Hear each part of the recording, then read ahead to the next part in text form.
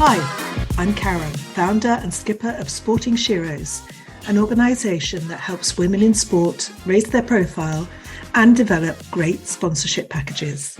This is the Data Talks Sports CDP Crash Course podcast.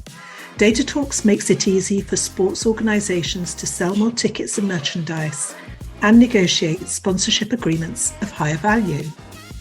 Our community, Women in Sport Beyond the Hashtag, is for everyone involved in women's sports space, and we'd love you to join us, whatever your sport, whatever your level, and whatever your role. So, welcome to the June episode of my monthly guest host slot. I have a core belief that applies to all types of sport and every level of sport, from grassroots through to elite level, and it is this: there is a sponsor for every athlete. Don't believe me? Let me explain. Many businesses want to support people and causes. It helps their marketing, their talent recruitment and retention, and it offers a multitude of other opportunities. It also contributes to their corporate social responsibility. Sadly, many athletes, and particularly female athletes, lack the confidence to approach a potential sponsor, especially at the beginning of their sporting journey. The very word sponsor conjures up large corporates sponsoring premier level teams and individuals. But it's much simpler than that. At its core, sponsorship is either a philanthropic or a commercial decision. And at grassroots level, many sponsors are coming from the philanthropic angle. Sure, it's great to get their logos on shirts or see shout-outs on social media, but generally they want to support a team or athlete with whom they feel some sort of affiliation, maybe based on location, product, or values.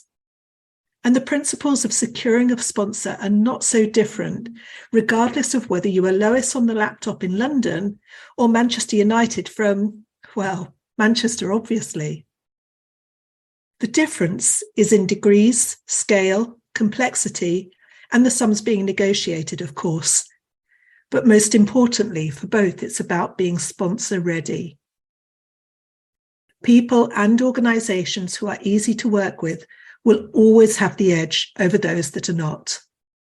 So, if you, your club or your team have a sponsorship package prepared and a short and a long list of potential relevant sponsors who resonate with what you do and your values, you're already 90% ahead of the competition.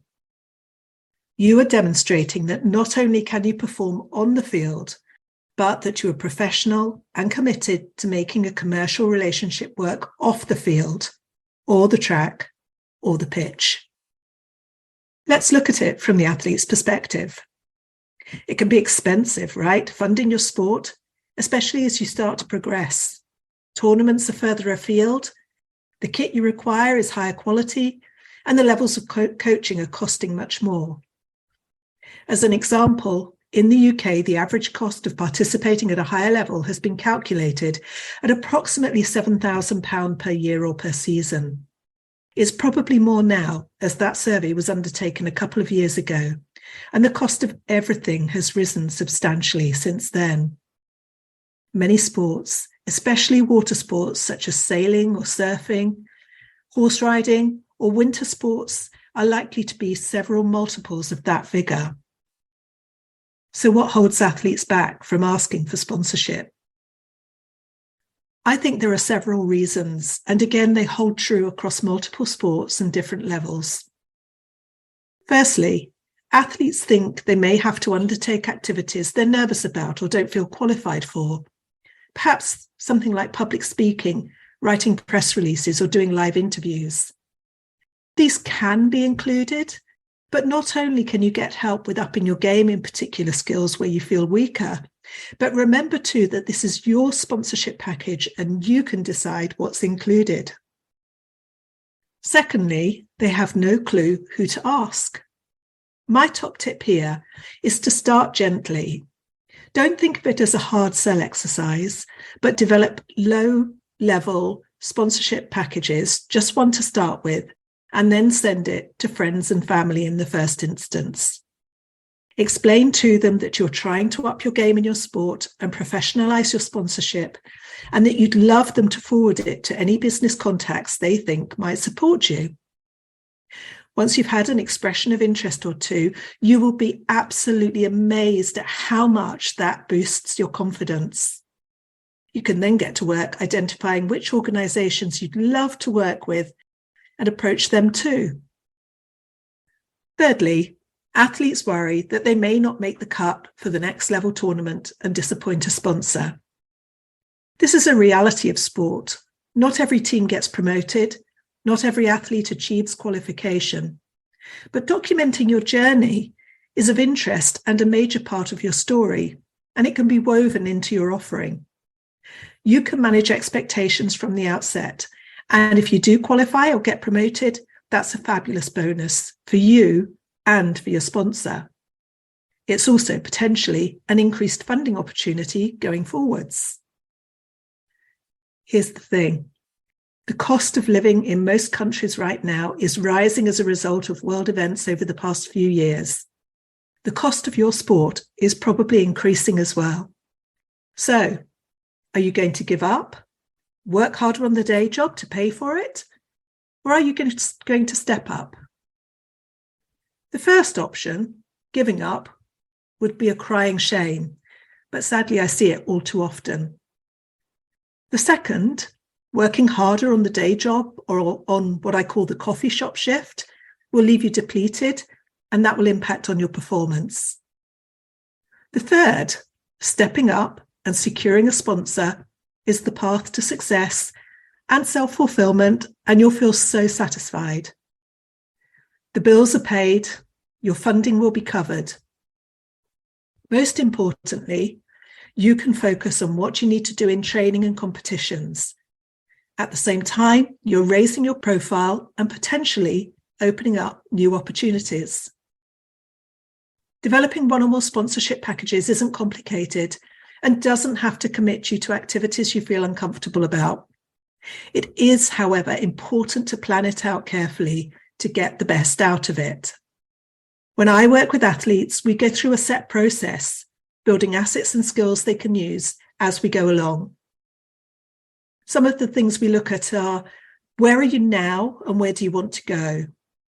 What are your current and incremental costs to get there? What might you be able to offer potential sponsors? Should you have more than one sponsor? And how do you decide different levels of packages and pricing?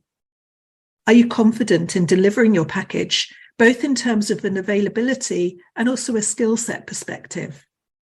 Who do you really want to work with? What are their values? Really importantly, who do you not want to work with? How are you going to leverage what you have? Skills, people, your profile, and use those to help you to market your sponsorship package.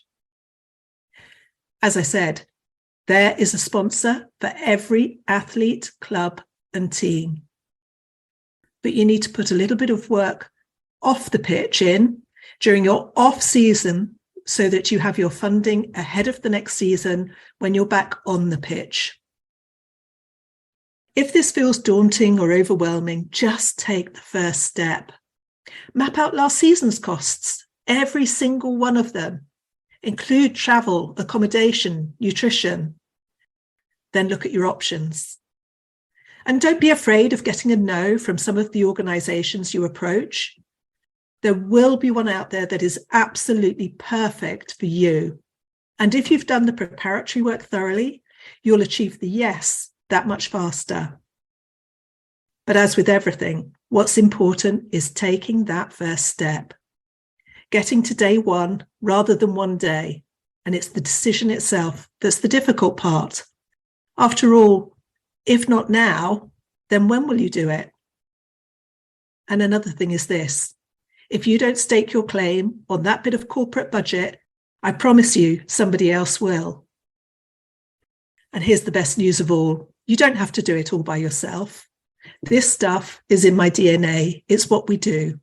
So if you need some help to cross the starting line, message or book a call with me using the contact links. Remember, Change-worthy pain trumps tolerable mediocrity every single time. So that's a wrap for this month. I'm Karen, the founder and skipper of Sporting Sheroes, guest hosting this podcast for Data Talks. Come and connect with me and the awesome Data Talks team on social media. And don't forget to join our fantastic community, Women in Sport, beyond the hashtag